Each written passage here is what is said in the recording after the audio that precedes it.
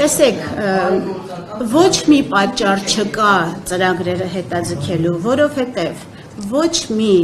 դրույթով իմ քայլը հիմնադրամը չի խախտում իր գործունեության ընթացքում որևէ օրենսդրություն Հայաստանի Հանրապետության, որևէ դրույթով,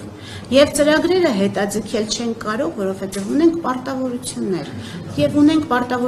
եւ ունենք կնքված պայմանագրեր։